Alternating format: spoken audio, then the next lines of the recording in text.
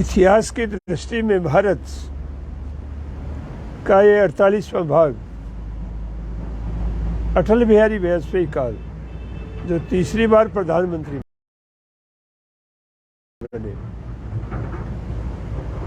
जिसमें 5 साल उन्होंने शासन किया, ये एक भारत को बदलने की, भारत की व्यवस्था को बदलने का एक महत्वपूर्ण काल था। इसलिए इसकी एक एक घटनाओं को यदि जब तक हम नहीं लेते हैं, उसके इतिहास की दृष्टि से हम उसका विश्लेषण नहीं करते हैं, तो हमारे सामने वो सारी बातें नहीं आएंगी।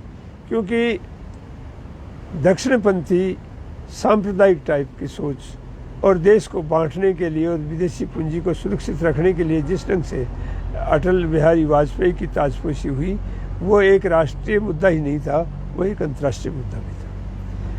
सबसे पहले जब चुनाव हुए, कारगिल की लड़ाई हुई, इतना हिंदी इलाके के अंदर उसका बहुत बड़ा प्रचार किया गया, भावनात्मक अंतर्राष्ट्रीयता का, लेकिन फिर भी उनकी सीटें बढ़ी नहीं। वही 182 सीट थी, 182 सीट ही रही।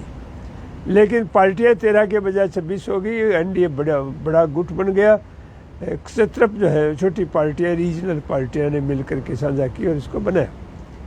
बनाने के थोड़े दिन बाद ही 24 दिसंबर 1999 को काठमांडू से दिल्ली IC 814 विमान, जिसमें 176 यात्री थे, 15 क्रू मेंबर थे, उसका शाम को 4:30 बजे अपहरण कर लिया गया। जब ही भारत के हवाई यात्रा में आया, अपहरण कर लिया गया और अपहरण करके उसको पाकिस्तान की तरफ वो ले जाने लगे।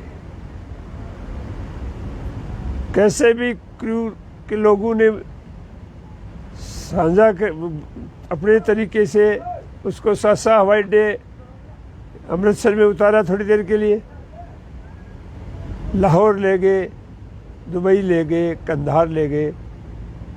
और उस अपहरण कांड में यात्रियों को छुड़ाने के लिए 8 दिन तक भारत सरकार ने ड्रामा किया और 31 दिसंबर को घोषणा की कि हमने सबको बड़ी सुरक्षित छुटा लिया है। हम एक राष्ट्र के नाते यदि बात देखते हैं, राष्ट्रीयता के नाते बात देखते हैं, तो ये घटना देश के लिए कोई गौरव की घटना नहीं थी।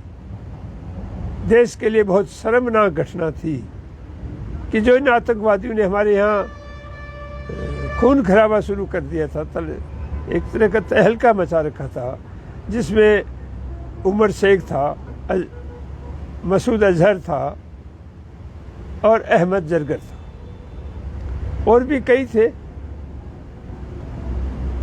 उनकी मांग इन 3 को छोड़ने की थी। उसके साथ 20 करोड़ अमेरिकन डॉलर की भी मांग थी।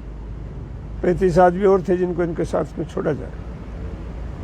डराने के लिए एक यात्री की हत्या भी की, जो हनीमून मनाने के लिए गया था, और उसको छुरी से मार दिया गया। रूपन काचाल नाम का व्यक्ति था। अब सवाल यहाँ ये उठता है कि आदमी बड़ा है या देश बड़ा है।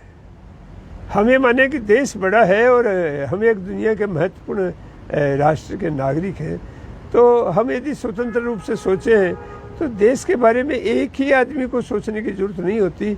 अलग अलग विभाग होते हैं, अलग अलग सब कुछ होता है।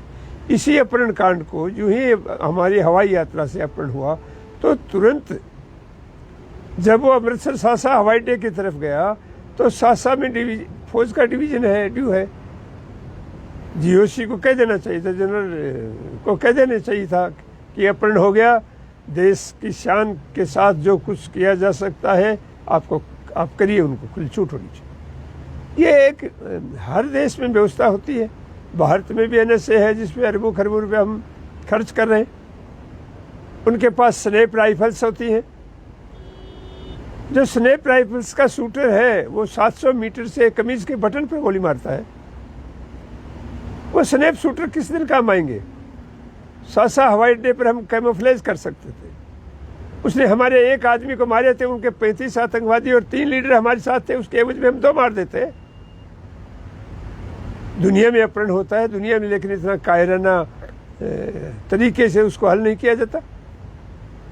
हाँ, मानते हैं उसमें ज़्यादा इंडियन आदमी थे, लेकिन कुछ विदेशी भी थे, और उन विदेशियों में Australia, Belgium, Canada, France, Italy, Japan, Spain और अमेरिका के भी थे, लेकिन बड़ी संख्या भारतीयों की थी।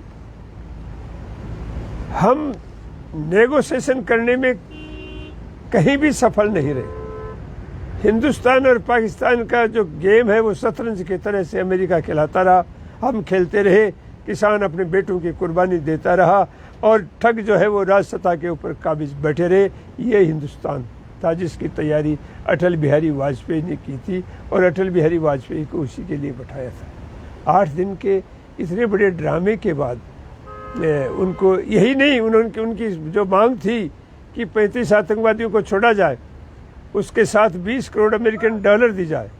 अब उसमें कितना पैसा था कह नहीं सकता, लेकिन ये सारी टीवी चैनल्स ने दिखाया था कि जसवंत सिंह जब उसको लेने के लिए गया कंधार, तो उसके हाथ में अटैची थी और उसमें रुपए थे, डॉलर थे। तो हम ऐसे कैसे काम चलेगा? यही आज की तरह ही उस समय अफगानिस्तान में आतंकवादियों का शासन था, हमारे उनके रिलेशन नहीं थे, लेकिन और जिन देशों के यात्री थे उन देशों से अपहरण इजराइल के भी होते हैं, अपहरण रशिया के भी होते हैं, अपहरण अमेरिका में भी होते हैं, लेकिन शायद ऐसी कायरतापूर्ण काम कहीं नहीं होता।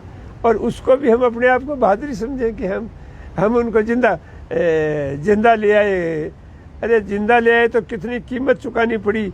जिनको हमने छोड़ा, अजहर, मसूद अजहर को हमने छोड़ा, उसने जैश ए मोहम्मद बनाया, उसने कश्मीर में कितना खून खराबा किया, बॉम्बे हमले में उसने क्या किया, हिंदुस्तान की पार्लियामेंट तक हमला किया। हम इनके कायरों के साथ सिर झुकाते रहे, और ये हालत रही। जो आज राष्ट्रीयता की बात करते हैं, जो बात आज अमेरिका की तरह जो बात अटल बिहारी वाजपेयी की सरकार बात करती है, वो सारी बात एक रंगीन पर्दा वो उसने व्यवस्था के ऊपर डालना चाहा। उसके आर्थिक प्रोग्राम पर हम आएंगे।